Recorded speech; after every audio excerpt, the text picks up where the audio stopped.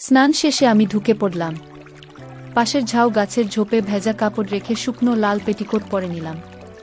চুল ভিজে ছিল, গামছা দিয়ে মুছছিলাম। হঠাৎ পেছনের শব্দ পেলাম, ঘুরে দেখি ঝাউ পাতার আড়াল থেকে অধিক বেরিয়ে এল বলল, চলো বাড়ির পেছনে একটু দাঁড়াই। সেদিনের কথা কেউ জানে না। আমি অঞ্জুলা, বয়স 43। আয়নায় তাকালে এখনও নিজেকে 30-এর মতোই মনে হয়। গায়ের রং মাঝারি, চুল কাঁধ ছোঁয়া সোজা। বিয়ের পর অনেকেই বলতো আপনি তো একদম সিনেমার নায়িকার মতো, শুনে হেসে ফেলতাম। এখন কেউ আর কিছু বলে না, আমিও শুনি না। আমরা শহরের একপাশে ছোট্ট একটা ফ্ল্যাটে থাকি। আমি, স্বামী সমরেশ আর আমাদের ছেলে অর্ক। আমি বেশিরভাগ সময় হালকা আরামদায়ক জামাকাপড়ে থাকি, যেমন পাতলা, সুতি, ম্যাক্সি। রঞ্জু নামের এক দোকানদার চোখে চোখে রাখে। মাঝে মাঝে ইঙ্গিতপূর্ণ কথা বলে, আমি কিছু বলি না।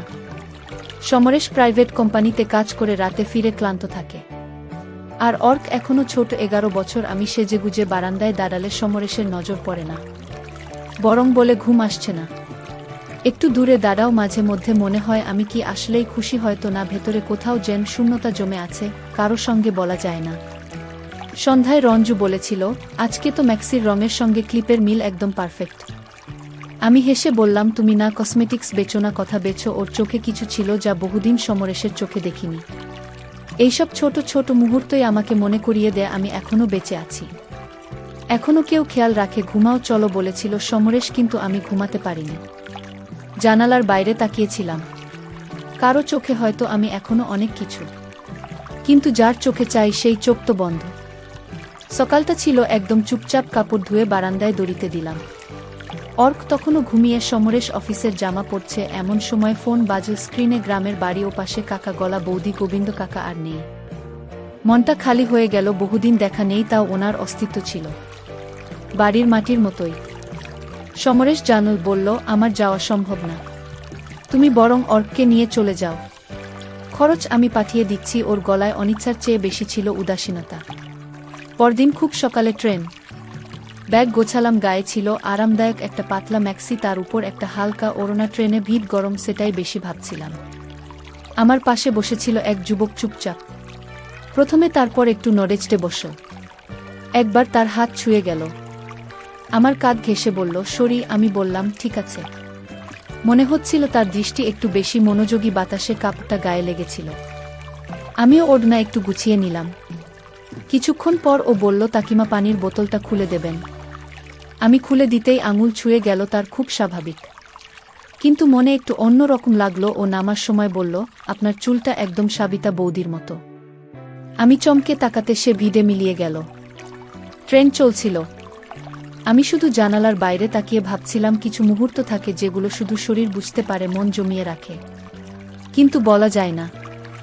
দুপুরের পর পৌঁছালাম গ্রামের স্টেশনে। উঠোন, পুকুর, আম গাছ, সব যেন ফিরে এল অনেক বছর আগের মতো। দাদা বলল, অঞ্চলা বৌমা, অর্ক তো একেবারে মাস্টারমশাই হয়ে গেছে। আমাকে ঘর দেওয়া হলো। এক কোণার ঘরে, মাটির মেঝে, কাঠের খাট, জানালার পাশ দিয়ে আসা হাওয়া। ব্যাগ রেখে বসতেই মনে হলো অবশেষে একটু শান্তি। শ্রাদ্ধের জন্য গ্রামে এলেও ভেতরে ভেতরে বসছিলাম। এ সফরে শুধু বিদায়ের নয়, কিছু নতুন গল্পেরও শুরু হতে চলেছে, যার ইঙ্গিত হয়তো আজ রাতে। সকালের রোদ উঠোনে এসে পড়েছে। আমি রান্নাঘরের জানালা দিয়ে বাইরে তাকিয়েছিলাম। হঠাৎ এক যুবক এসে দাঁড়াল। দরজার পাশে, হালকা ঘাম চোখে, সোজা দৃষ্টি। বলল, আপনি কি অর্কর মা? আমি হেসে বললাম, হ্যাঁ। সে চোখ সরাল না, বরং দৃষ্টি যেন একটু বেশি সময় আটকে রইল আমার মুখে। বলল, আমি অভিক দাদুর বাড়ি এসেছি। আমি মাথা নাড়িয়ে ভেতরে চলে আসলাম, কিন্তু একটা অনুভব রয়ে গেল। ওর দৃষ্টিতে শুধুই দেখা ছিল না, যেন কিছু বুঝে নেওয়ার চেষ্টা। দুপুরে খাওয়ার পর শরীরটা ক্লান্ত হয়ে পড়েছিল। আমি পাতলা ব্লাউজ আর পেটিকোট নিয়ে পেছনের বাথরুমে গেলাম।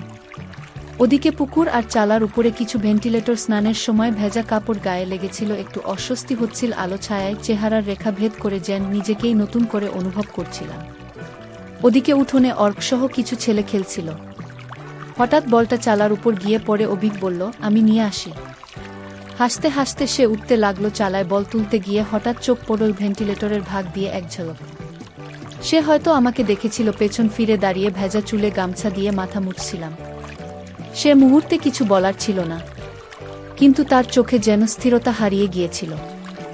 আমি ভেতর থেকে ডাকলাম, অর্ক বাইরে আছিস? অভিক চমকে উঠল, বল হাতে নিচে নামল, কিন্তু তার চোখে তখনও সেই মুহূর্তের এক ঝলক জমেছিল।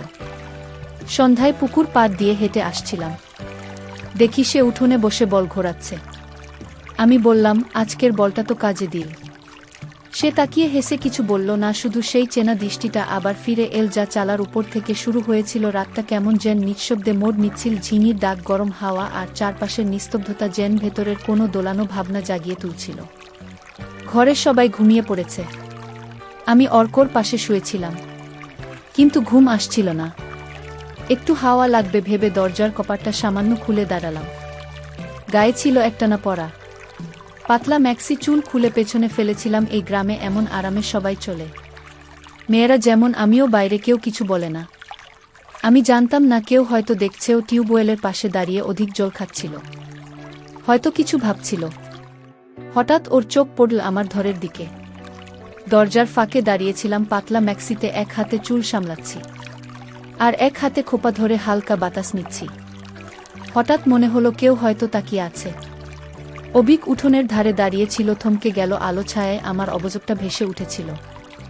হয়তো সেটা শুধু দেখা নয়, কিছু টের পাওয়ার মতো ছিল। আমি জানতাম না ওর চোখ পড়েছে কিনা, কিন্তু মনে হচ্ছিল আশপাশে যেন নিঃশব্দে কেউ দাঁড়িয়ে আছে। নিঃশ্বাসও শুনতে পেলাম কিনা বুঝতে পারছিলাম না। এক ঝলক তাকিয়ে দেখি, চোখাচোখি হলো, চোখে একরকম চাপা আগুন। আমি কিছু না বলে ধীরে ধীরে দরজার কপাট টেনে ভেতরে চলে এলাম। মনে হচ্ছিল রাতটা আজ কিছু আলাদা বলছে। সকালে উঠেই রান্নাঘর থেকে হাঁড়ির শব্দ পেলাম, উঠোনে পাতার ধোয়ার গন্ধ, গোবিন্দ কাকার শ্রাদ্ধ বাড়িতে লোকজনের ভিড়, রান্না, জল তোলা, সব মিলে যেন ছোটখাটো আয়োজন। চুল বেঁধে ম্যাক্সিন উপর একটা শাল জড়িয়ে রান্নাঘরে গেলাম। দাদা মজা করে বলল, তোরে ধর, জামাই বানিয়ে ফেললাম রে। আমি হেসে বললাম, কাজে মন থাকলে মন ভালো থাকে। উঠোনে অভিক তখন থেকেই কাজ করে চলেছে, জল টানা, পাতা কাটা, চাল তোলা। কে বলবে শহরের ছেলে? চোখ একবার গিয়ে পড়ল ওর দিকেই। সাদা গেঞ্জিতে ঘামে ভেজা শরীর, মুখে ক্লান্তি আর মনোযোগ। আমি চোখ ফিরিয়ে নিলাম। আজকের দিনে এসব ভাবা যায় না। দুপুরে ঘরে গিয়ে পাতলা সাদা বর্ডারের শাড়িটা পরতে শুরু করলাম। পুরনো হাতাকাটা ব্লাউজ, আরামদায়ক, গলায় খোলা। আয়নার সামনে দাঁড়িয়ে আঁচল ঠিক করছিলাম। হঠাৎ জানালার হাওয়া আঁচল সরিয়ে দিল।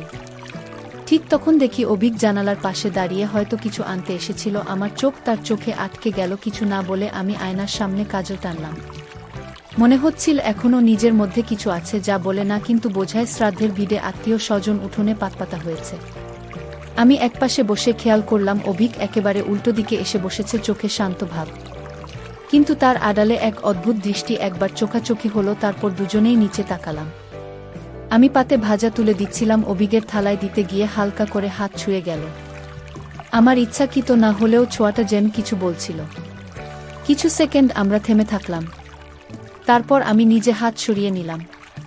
মনে হচ্ছিল ভেতরে কোথাও অজানা উত্তেজনা জমে আছে, না বলা না বোঝানো অনুভব। কেউ কিছু টের পেল না, কিন্তু আমরা দুজন জানলাম এই মুহূর্তটা কিছু একটা শুরু হতে পারে। সেই দুপুরটা থেকে রয়ে গেল আমাদের মাঝখানে চোখে চোখ চুপ করে থাকা, ভেতরের অনুচ্চারিত আবেগ। শ্রাদ্ধের খাওয়া দাওয়ার পর দুপুরটা যেন এক অদ্ভুত ক্লান্তি নিয়ে শরীরে এসে পড়েছিল। ঘরের ভেতর বাতাস ঢুকছিল না, মনে হচ্ছিল যেন সবকিছু থেমে আছে। দাদা বলল, এই গরমে হাঁস মুরগিও পুকুরে বসে আছে, চল সবাই মিলে নদীতে যায়, স্নান করলে ভালো লাগবে। সবাই রাজি হয়ে জামা কাপড় আর গামছা নিয়ে রওনা দিলাম। বাঁশ বাগান পেরিয়ে নদীর দিকে। মেয়েরা পুরুষেরা সবাই জানে কে কি পরে নামবে। জালে যেন নিজস্ব একটা ছন্দ আছে গ্রামে। আমি একটু দূরে হাঁটছিলাম, দেখতে পেলাম অভিজ্ঞ নীরবে পেছন পেছন হাঁটছে, চোখে সানগ্লাস, হাতে গামছা আর একটা ছোট ব্যাগ। নদীর পাড়ে পৌঁছেই সবাই ছড়িয়ে পড়ল, মেয়েরা একদিকে, ছেলেরা আরেকদিকে। আমি শাড়ি আর ব্লাউজ গুছিয়ে পেটিকোট পরে জলে নামলাম। নদীর ঠান্ডা জল গায়ে লাগতেই শরীরটা হালকা লাগছিল, কিন্তু মনে হচ্ছিল কোথাও যেন একটা দৃষ্টি আমাকে ছুঁয়ে যাচ্ছে। চোখে চোখ পড়ছিল না, কিন্তু একটা উপস্থিতি টের পাচ্ছিলাম। অভিক একটু দূরেই ছিল, মাঝে মধ্যে সাঁতারের মাঝে বা চুল ভিজিয়ে চোখ তুললেই দেখতাম সে তাকিয়ে আছে, কিন্তু এমন ভাবে যেন কেউ কিছু টের না পায়। স্নান শেষে সবাই কাপড় বদলাতে গাছের আড়ালে বা ঝোপের ভেতরে চলে গেল। আমি ঢুকেছিলাম পাশে ঝাউ ক্ষেতের মধ্যে। ঝিরঝিরে হাওয়া আর ছায়ার খেলা, ভেজা কাপড় খুলে শুকনো পেটিকোট জড়াচ্ছিলাম।